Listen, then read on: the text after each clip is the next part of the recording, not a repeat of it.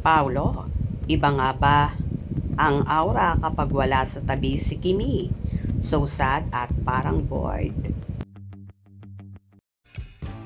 I'm overheated, can hardly sleep at night, doing crazy dreaming. You're the reason why, hiding by the baby. Sobrang nakakatuwa talaga ang buong Kim Paulaja dahil sa mga pagsusoko at pagbabantay sa kanilang pinakamamahal na Kim Pao. Hindi nga magkasabay na nagbiyahe ang magkasintahang sina Kim Chiu at Paolo Avellino dahil nauna nang magbiyahe ang actress.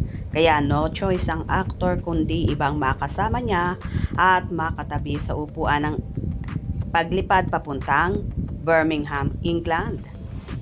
Kitang-kita ng mga fans kung gaano kasadang actor at tila matamlay kapag hindi kasama ang dalaga. Pansin din nila na para daw lobat si Paulo at wala daw kasi ang charger niyang si Kimi. Alam naman natin na kapag ang actress ang kasama ng actor, energetic at live na live din ang binata na tila nahahawa palagi kay Kim kapag sila ay magkasama. Ngayon ngang hindi sila nagkasama at nagkatabi sa pagbiyahe, kitang-kita sa aktor ang pagiging malungkot, matamlay. Halos napakatahimik na parabang nasa isang sulok lang na nag-aabang. Kaya maraming hanash ang kanyang tagahanga.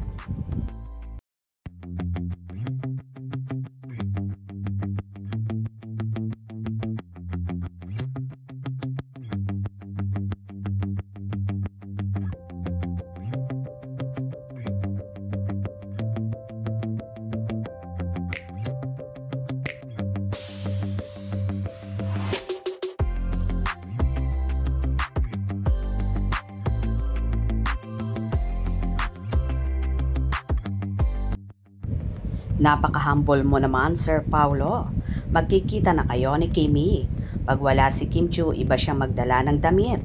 Si Pao, walang pakialam. Ha ha ha ha. Alo, suot ni Kim na blouse. Kay Paulo, jacket. Alo din. Twinning is winning kahit hindi magkasabay ang Kim Pao. Kahit naka-face mask, iisa din ang brand. Same din sila, iisa lang ang bumili niyan. Kim Pao is the best. Parang di na siya sanay mag-travel mag-isa. Malungkot ang mga mata. Ibang energy niya kapag nasa tabi niya si Stella Marie. Nasanay na talaga si Paulo kay Kimi na always beside him. Bakit kasi di sila magkasabay?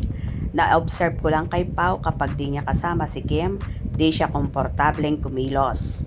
Malungkot si Pao, miss na siguro ang prinsesa niya. Di kasi sumabay eh. Malungkot si Paulo. Happy trip. Naghihintay si Kimi sa'yo. Puntahan mo kaagad si Kimi pagdating mo doon. God bless you, Kim Pao. Halatang malungkot si Pao, wala si Chinita. Ingat sa biyahe, Pao. Waiting ka na ni Kimi. Your only love. Sanay kasi na magkasama sa Cebu, araw-araw silang magkasama. Isang tent lang. Mahirap para kay Paulo kapag hindi kasama si Kimi. Well, ganito nga ang naging obserbasyon ng tagahanga ng Kim Pao kay Paulo kapag wala sa tabi niya si Kimi. Malungkot at walang kibo. Siguro nga nasanay na rin siya na palaging nasa tabi niya ang dalaga kaya ganito lalo kapag nagbibiyahe sila abroad. Anyway, konting oras na lang reunited na ulit ang Kim Pao. Gusto nyo ba yon? Hope you enjoyed. Please subscribe for more info.